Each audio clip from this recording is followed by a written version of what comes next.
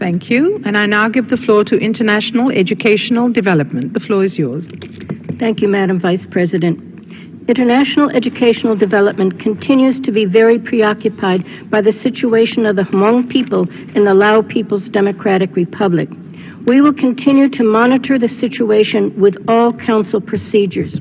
We have documented the attacks on Hmong people after each session.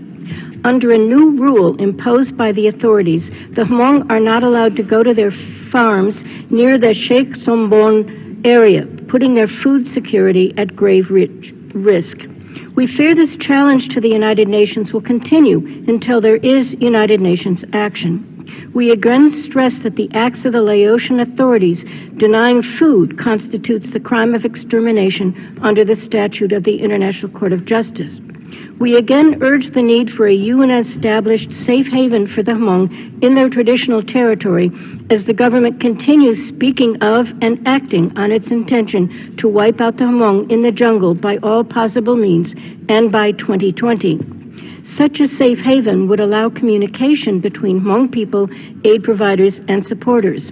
We fear the long period between this session and the 43rd session will give the authorities ample time to act before any UN action is undertaken. The situation of the Hmong people invokes nearly all mandate holders, and we recommend that the Special Advisor, the High Commissioner, and the Council as a whole take urgent action now. Thank you, Ms. Vice President.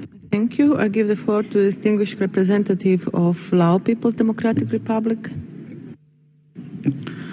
Thank you, Madam Vice President.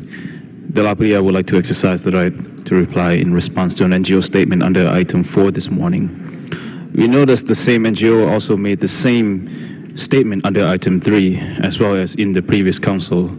In this regard, we wish to reiterate our strong objection to its repeatedly groundless, fabricated, and ill-intended statement. Once again, I would like to repeat our response to all that Lao people enjoys rights and equals subject to the Constitution, regardless of religious or ethnic group. In this conclusion, Madam Vice President, we understand that the concerned NGO will continue to make false narrative statements in the future, and we will continue to reiterate our strong objection to such unfounded allegation against the LPDR.